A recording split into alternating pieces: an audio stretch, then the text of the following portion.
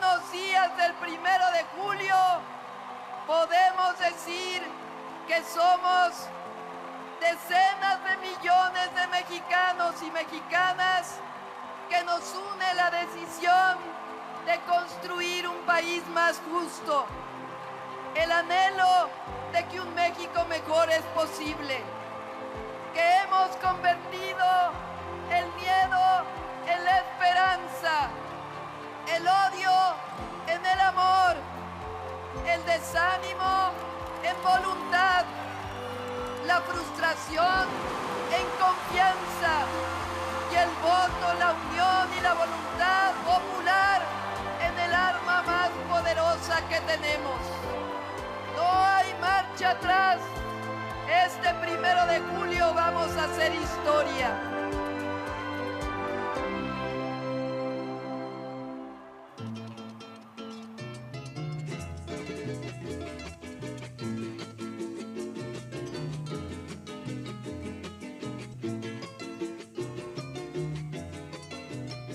Levántate, campesina,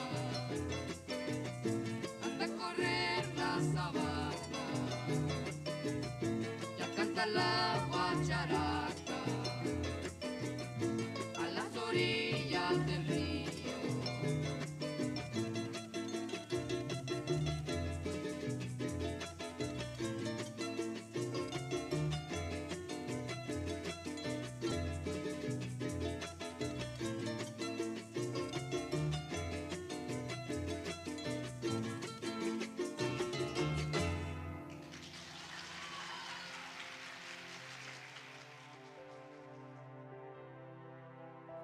Claudia es una mujer, madre, hoy abuela, científica, doctora en Ingeniería en Energía, secretaria de Medio Ambiente, después alcaldesa de Tlalpan, luego jefa de gobierno.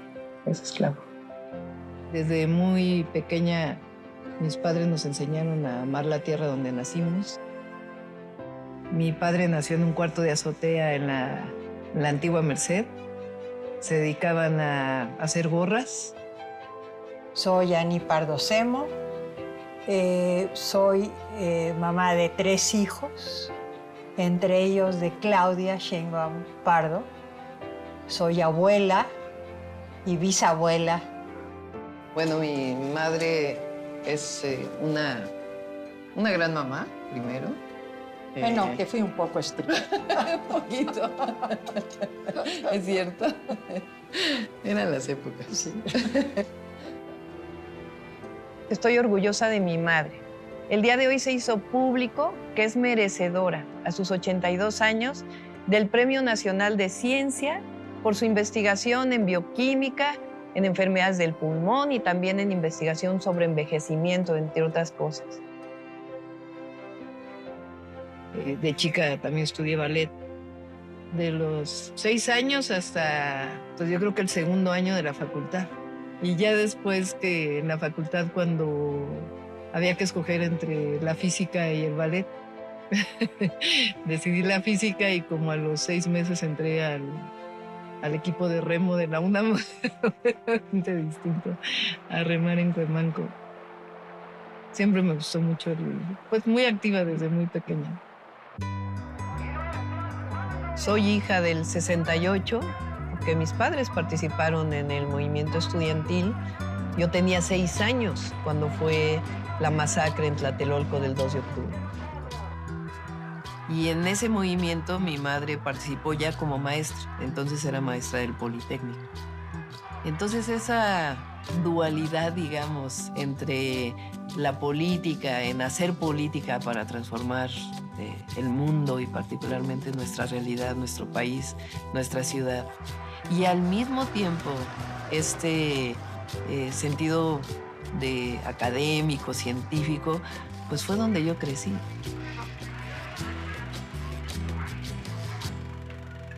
Cuando tenía 15 años, me acerqué, me involucré con el movimiento de doña Rosario Ibarra de Piedra y otras madres que buscaban a sus hijos que habían sido desaparecidos por motivos políticos por el Estado.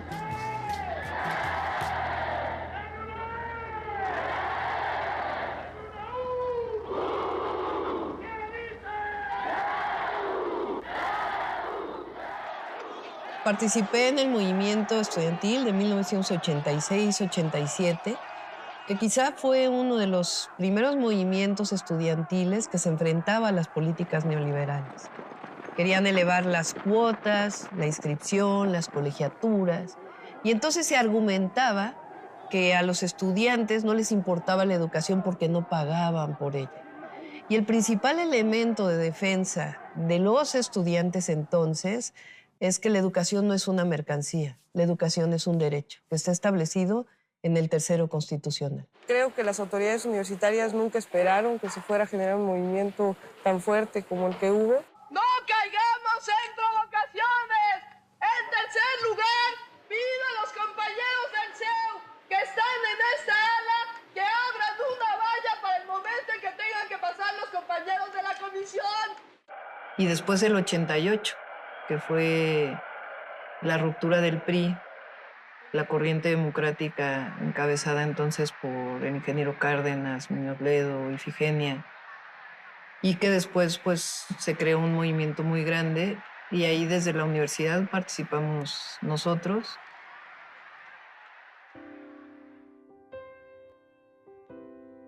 Yo estudié física, después hice maestría y doctorado en ingeniería en energía. Mi hija Mariana, ella, yo tenía 26 años cuando nació y era ayudante de cálculo 1 y cálculo 2. Y al mismo tiempo estudiaba la maestría en la Facultad de Ingeniería de la UNAM. Entonces, cuando nació Mariana, entró a la guardería del Seguro Social a los 4 meses Mariana. Rodrigo iba a la escuela. Entonces, pues la dejaba en la guardería, estaba en Tlalpan. De ahí me iba a dar clases. Regresaba de dar clases, la recogía, me regresaba a casa de mi madre, terminaba la tesis de licenciatura y después 2 tardes a la semana iba a tomar clases a la maestría.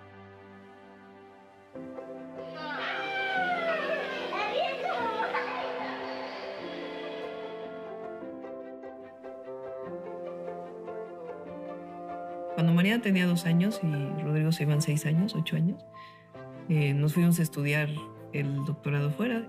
4 años vivimos en Estados Unidos, en California, y luego regresamos. Yo empecé en el Instituto de Ingeniería de la UNAM. Es uno de los institutos pues, más prestigiados en el mundo. Solamente había otro compañero que se dedicaba a energía. Entonces, entre los dos hicimos un grupo de investigación de energía y medio ambiente. Mariana, ¿qué día es hoy? Septiembre 21. ¿Qué día es ese? ¿Qué? ¿Qué día es ese? El día de mi cumpleaños. ¿Cuántos cumples? 6 y también es el día del cumpleaños de Rafael.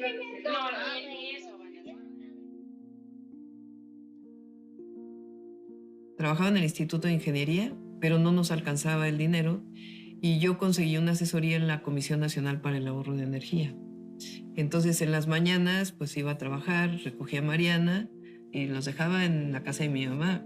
Me iba en la tarde a trabajar, regresaba y luego pues los recogía y luego había que ir a la casa que quedaba pues en San Andrés Totoltepec, casi en el Ajusco, ¿no? Y pues como es la vida académica, que es dar clases, investigar, publicar, la angustia sobre todo de recoger a tiempo a los hijos de la escuela, ¿no? Esa angustia permanente, había tráfico, ya se había hecho tarde, y eso que yo tenía un Volkswagen. Entonces, pues así transcurre la vida de las mujeres.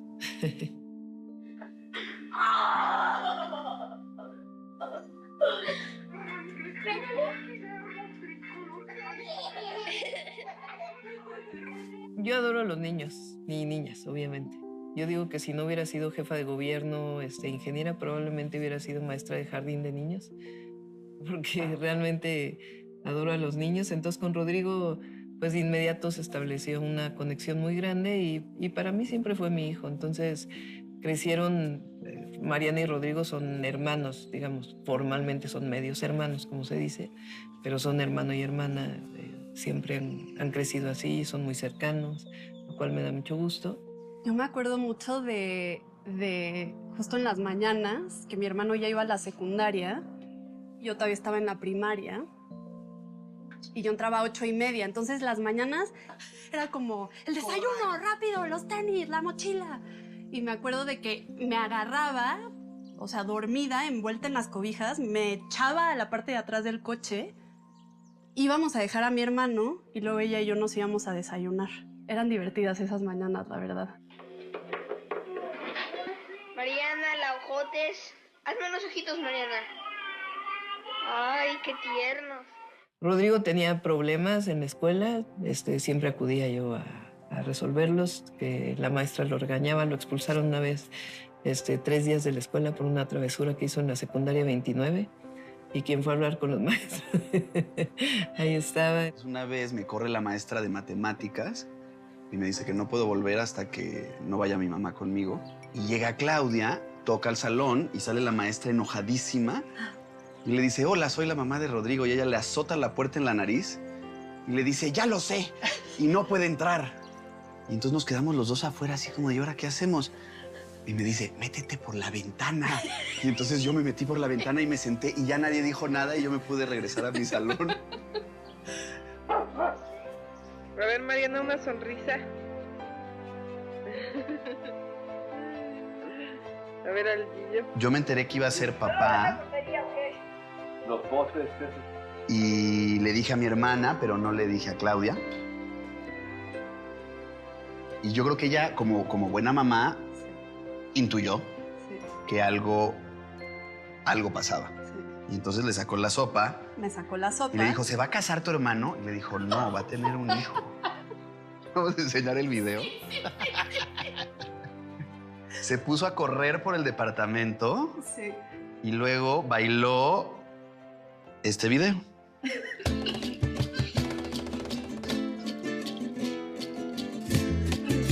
Genial.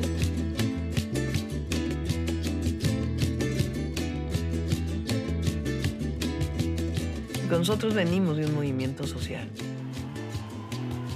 Yo no llegué a la jefatura de gobierno solo mi persona.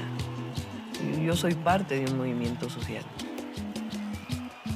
histórico y el movimiento pues, que representa Andrés Manuel López Obrador y millones de mexicanos que estuvimos ahí. Bueno, yo lo conocía como dirigente social, ¿no? Como cualquier persona. Cuando los éxodos de Tabasco a la ciudad, pues íbamos a solidarizar, ¿no? Yo creo que ahí fue la primera vez que lo vi físicamente. La primera vez que lo conocí de más cerca fue una vez que se hizo una reunión en mi casa, donde fue él, que es cuando, como una semana después de que se había anunciado que él iba a ser el candidato como jefe de gobierno de la ciudad. Y hubo una reunión ahí en mi casa. Había mucha gente. Y ahí lo conocí por primera vez, pues ya más cerca. No sé si él lo recuerda, por cierto, lo voy a recordar. Y después, cuando ya gana la jefatura de gobierno, me habla Pepe Barberán un día y me dice, oye, quiero verte. Dice López Obrador que si quiere ser secretaria de Medio Ambiente. ¿Cómo ves? Me dice, porque si dices que sí, pues ya te va a hablar él. Y entonces me llamó él y me dijo, vamos a vernos. Y lo vi en el Sambors de San Ángel. Y ahí me dijo, ¿cómo ves la Secretaría de Medio Ambiente? Y dije, sí. Me dijo, yo lo que quiero es que disminuya la contaminación de la ciudad. ¿Sabes cómo hacer eso? Pues le dije, creo que sí, con un equipo. Y ya, a partir de ahí fue que me incorporé al gobierno. Y de ahí pues establecimos una relación, pues yo creo que de mucha confianza y trabajo. Él tiene la idea del segundo piso de Periférico.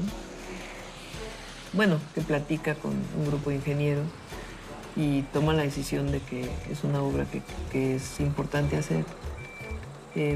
Reúne al gabinete y nos dice, pues, vamos a hacer un segundo piso en periférico, necesito de su apoyo. Y entonces yo ahí levanté la mano y dije, bueno, yo creo que ya está tomada la decisión, pues hay que hacerla científicamente. Hay que hacer un modelo para, no solo en términos estructurales, que finalmente pues ahí el ingeniero Cerur y el ingeniero Riobo pues tenían el conocimiento, sino a mí lo que me apuraba era el trazo, dónde iban a estar las bajadas, dónde las subidas, si eso iba a impactar en el tráfico, el tema ambiental. Entonces, pues de ahí yo creo que dijo, pues a esta mujer yo creo que la voy a involucrar en el proyecto, aunque sea secretaria de Medio Ambiente. Y entonces me llamó un día y me dijo, vamos a hacer un área especial para el segundo piso y quisiera que la coordinaras. Entonces dije, bueno, pero yo quiero seguir siendo secretaria de Medio Ambiente. Me dijo, pues con las dos tareas. Él es un hombre muy trabajador y razonablemente pide que todos los que colaboramos con él pues seamos también muy trabajadores. Entonces, cuando estaba construyendo el segundo piso, él salía de la oficina y pasaba por el segundo piso, ¿no? Entonces, nosotros ya sabíamos a qué horas iba a pasar por ahí más o menos. Y entonces decía, pues, voy para allá, nos avisaban y ya lo recibíamos y preguntaban, ¿qué se va a hacer esta noche? Pues se va a montar esta trave, se tiene que producir esta trave, tenemos que hacer esto y esto y esto. Muy bien. Paso a las 5 de la mañana.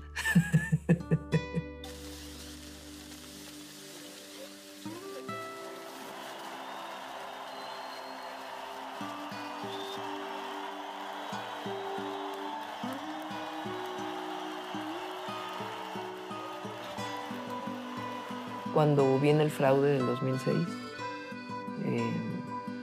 yo lo voy a ver al siguiente día y me dice, entonces empezaba lo del voto por voto, casilla por casilla, pero de la gente.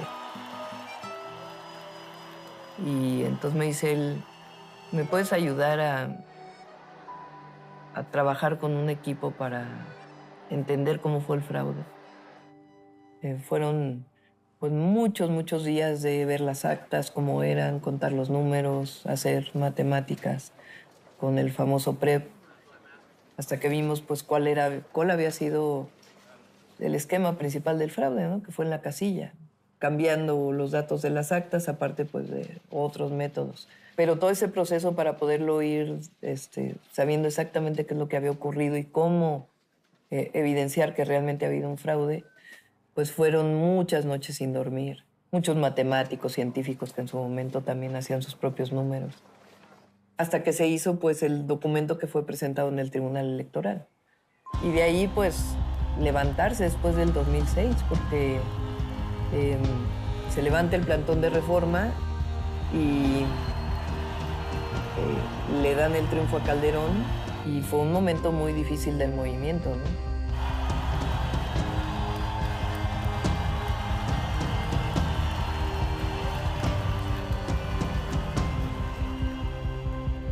Cuando salgo del gobierno y me voy de vocera del entonces candidato Andrés Manuel López Obrador, hablo con el entonces rector de la UNAM, Juan Ramón de la Fuente, y porque yo tenía un permiso de la UNAM, porque yo seguía haciendo se dedicaba un tiempo a la investigación y todavía tenía alumnos haciendo tesis mientras fui secretaria. Entonces fue que regresé a la UNAM formalmente a retomar mis actividades como académica. Y fue difícil, porque fue un cambio de vida y además después de todo lo que habíamos vivido, ¿no? Entonces ahí decidí hacer un libro que se llama La situación ambiental de la Ciudad de México. Y fue que al hacer el libro que me fui involucrando nuevamente pues, en el trabajo académico, ¿no? Pero al mismo tiempo pues seguía cerca de Andrés Manuel López Obrador.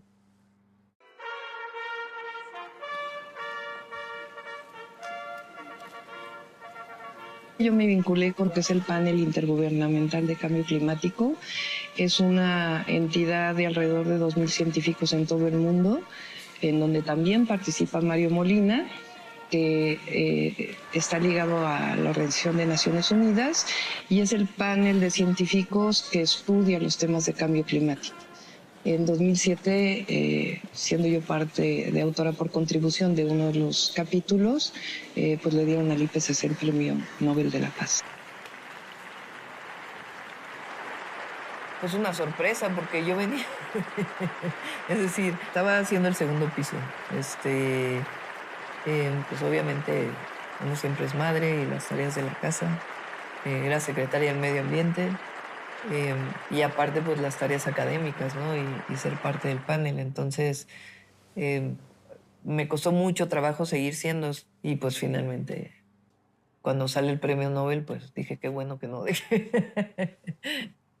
Cuando viene el 2012, después de la compra del voto, en fin, él le escucha mucho, ¿no? Y dice, la gente está diciendo que formemos un partido, ¿por qué no lo ponemos a votación? Y entonces a mí me tocó en el 2012 7 distritos de Puebla trabajarlos. Entonces después de eso nos fuimos a esos distritos electorales a hacer asambleas, a preguntarle a la gente si qué querían, si Morena, que ya era una asociación civil, se convirtiera en partido o siguiera siendo movimiento social. Y la gente, 98% votó partido político. Y entonces de ahí hubo un grupo como de, pues no sé, unas 5 o 6 personas que nos reunió el hoy presidente López Obrador y nos dijo, pues, ¿cómo ven si redactamos la declaración de principios, los estatutos, para ponerlos a votación en su momento, ¿no? Entonces, pues ahí a mí me tocó escribir la declaración de principios. Iniciamos tocando casa por casa. Venimos de parte del licenciado López Obrador. Adelante. Oiga, usted sabe que López Obrador ya no está en el PRD, que ahora está en otro partido político, se llama Morena. Pues no sabía. ¿Así? Presentarme, pues me llamo Claudia Sheinbaum, mucho gusto. Soy profesora de la UNAM, pero ahora estamos en Morena y así. Y le dimos como 2 vueltas a la delegación caminando. Y acabamos pues con un movimiento muy, muy grande y ganando la alcaldía.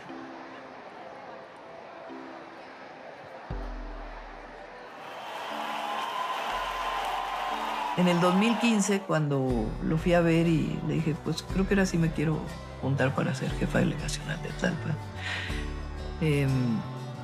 Me dijo, ¿y por qué ahora sí? Y dije, bueno, pues es que vivo en Tlalpan desde hace 30 años, pero además ahora sí es el momento difícil, ¿no? Tenemos que sacar la votación para que Morena sea partido político y para llevarte a la presidencia en el 2018.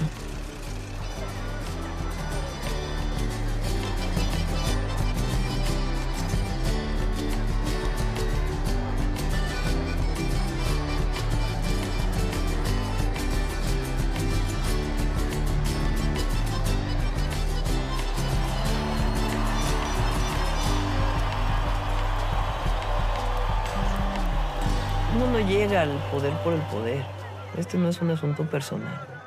Y en eso también uno tiene que entender, seguir siendo una persona sencilla.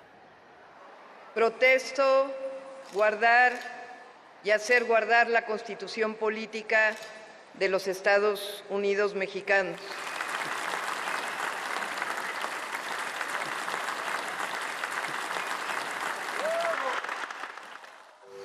Gobernar es servir a la gente.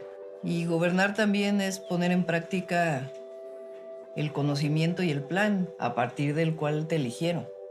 Y esos compromisos pues tienen que ver con una concepción que tú tienes de igualdad, de justicia, pero al mismo tiempo de mejora del medio ambiente, de equidad. Gobernar es tomar decisiones.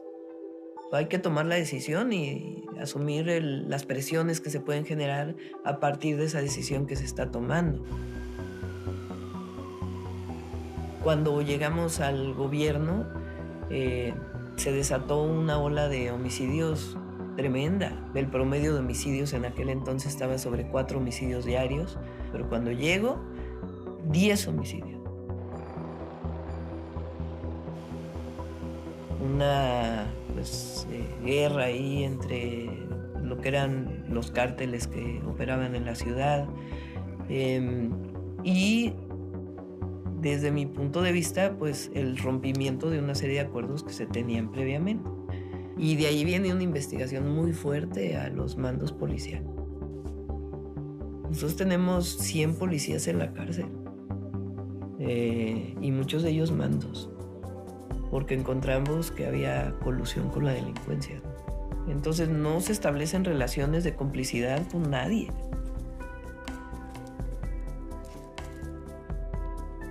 Hemos reducido homicidio en alrededor del 50% y eso se ha logrado con una estrategia que tiene que ver con las causas, con mejor policía, con inteligencia, con investigación, con más cámaras, con profesionalismo y con mucha coordinación también con el gobierno de México y la coordinación entre la policía y la fiscalía. Pero hoy estamos en una tendencia a la reducción de todos los delitos.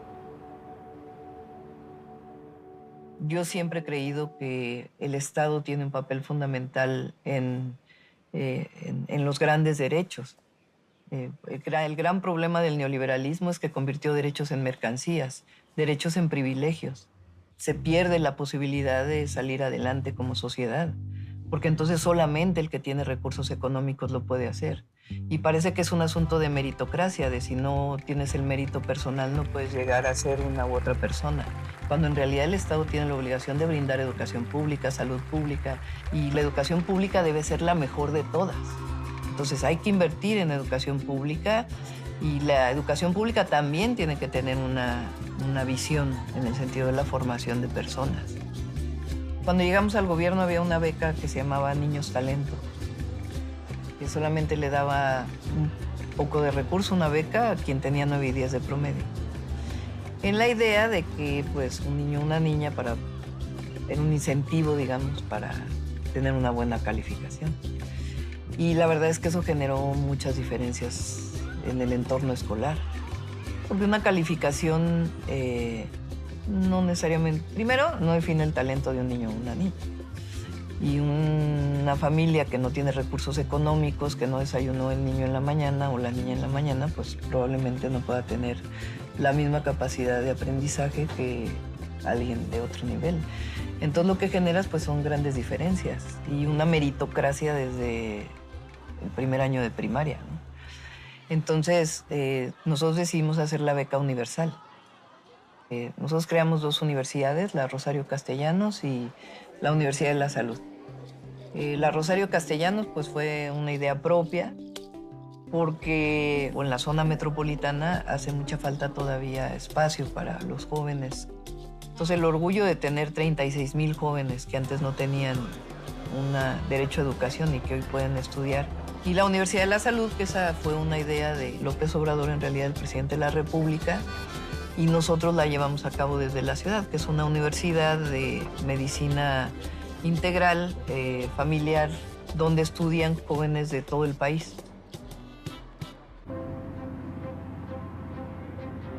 Bueno, es Jesús Tarriba, mi pareja. Hola.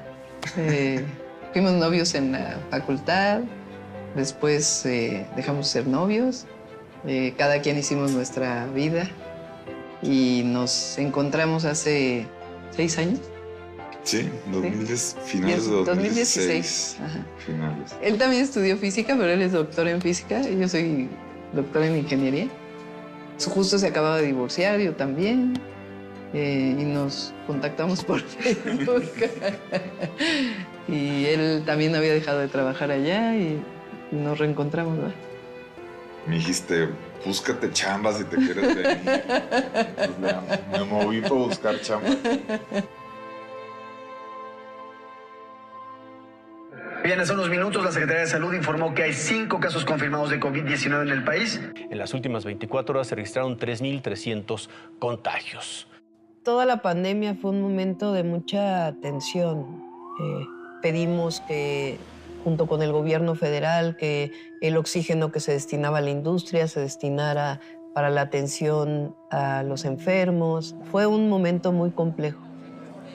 Cerca de Navidad o en Navidad, me llama por teléfono el director del C5 y me dice, tenemos una cola muy larga de ambulancias y no sé en este momento qué hacer, necesito que me ayudes. En ese momento me fui al C5, llamé al IMSS, al director del IMSS, le dije, mándame gente, llamé al secretario de la Defensa Nacional, al secretario de la Marina, al ISSSTE, todas las ambulancias privadas que hubiera. De plano me puse a llamar por teléfono a las personas que llevaban más tiempo esperando ambulancias. Nunca dije, soy la jefe de gobierno, le estoy hablando, sino hablamos del 911, usted pidió una ambulancia, en qué situación se encuentra su paciente, y una cooperación de todos, pero fueron horas y horas y horas, pues de mucha angustia, pero al mismo tiempo de mucha cooperación. Para mí la vacunación pues era algo importantísimo, ¿no? Entonces, pues sentí que no podía soltarlo, ¿no? Que tenía que diseñarlo y a partir de ahí entonces ya después otro equipo empezó a llevarlo a cabo. Es un cálculo de decir, a ver, cuánta gente se va a vacunar, dónde viven, cuántas vacunas tenemos, cuántos macrocentros de vacunación necesitamos, cuánta gente de apoyo necesitamos, de dónde va a venir esa gente, cuántas vacunas por minuto se pueden hacer, cuántos números de enfermeras, de médicos necesitamos en el lugar, qué infraestructura se requiere. Y pues eso requiere un espacio de planeación, de diseño, cuántos recursos económicos. Fue un momento difícil, pero pues atender, hay que enfrentar los problemas poniéndote en los zapatos del que sufre, ¿no?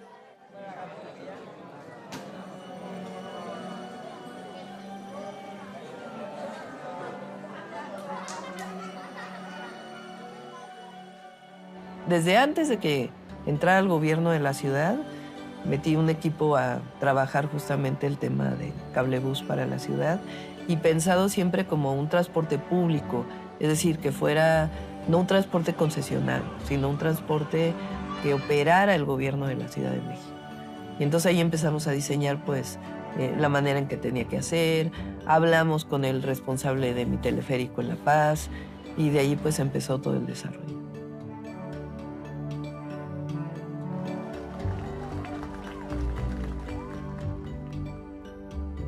Algo que soñaste, que diseñaste, que siempre pensaste que se debería hacer.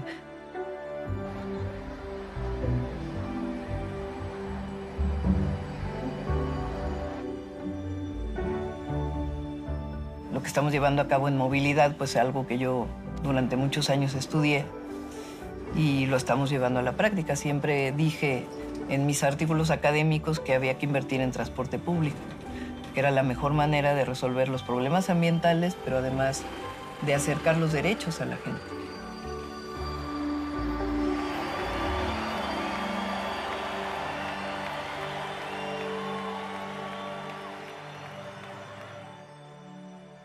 Cuando llegamos, pues, evidentemente ya habían pasado muchos años de las primeras líneas del metro y decidimos hacer una nueva línea 1 del metro. ¿Qué quiere decir eso? Pues sacar todo lo que estaba en el cajón, arreglar el cajón y poner todo nuevo y comprar 29 trenes. Pues hemos hecho 2 cablebuses, 500 trolebuses, un trolebús elevado de 8 kilómetros, que es único en el mundo. Pues lo que va a hacer es atender el transporte público, que es indispensable para cualquier ciudad, pero además atiende a quien menos tiene. Entonces, si hace realidad el por el bien de todos, primero los pobres. Y en México hablamos de la revolución de las conciencias. Y el presidente López Obrador dice algo que yo creo que es cierto. En México ha cambiado mucho la mentalidad del pueblo, porque durante años nos tragamos la historia del neoliberalismo, de que los gobiernos no tenían por qué participar en nada, ni en la educación, ni en la salud, y que eso era un asunto del mercado. Nos tragamos la idea de que todo era un asunto de meritocracia y esfuerzo propio. y no de generación de las condiciones para permitir los grandes derechos. Y eso está cambiando, porque finalmente el neoliberalismo fracasó, por lo menos en América Latina, porque generó más desigualdad, generó más pobreza. Y es cierto, el de arriba tiene que saber que mientras persistan las desigualdades va a haber violencia. Y en el caso de las mujeres es igual. En el caso de los grandes derechos de las mujeres es lo mismo. No porque haya un movimiento conservador que esté en contra de los derechos de las mujeres, nosotros nos vamos a callar. Al contrario, hay que decirle a las jóvenes, sigan luchando, qué bueno. Porque nunca más calladita te ves más bonita, nunca más. Y falta hacer muchas más cosas, pero que las jóvenes, que las niñas, que las mujeres sepan que hay un gobierno que no las deja solas. Yo veo a las niñas como me miran. Que me han dicho, yo quiero ser de grande jefa de gobierno. Ver una mujer jefa de gobierno, gobernadora.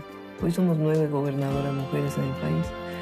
Y yo creo que eso hace que las niñas pues, se les abra un panorama que probablemente antes no tenían.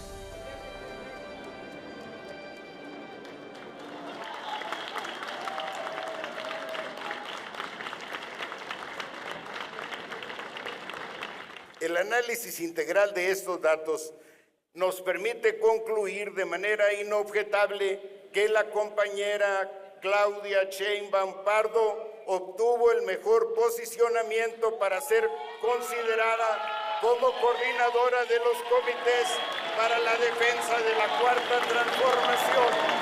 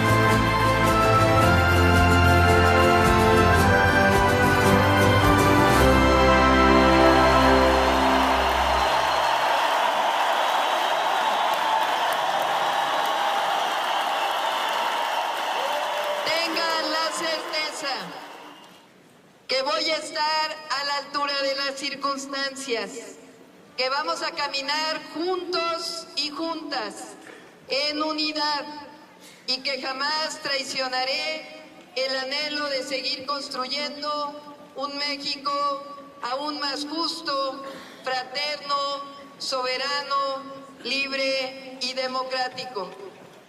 Licenciado Andrés Manuel López Obrador, dirigente de nuestro movimiento, presidente de la República, estamos orgullosos y orgullosas de caminar junto a su liderazgo incansable. Lo digo fuerte para que se oiga lejos. Es un honor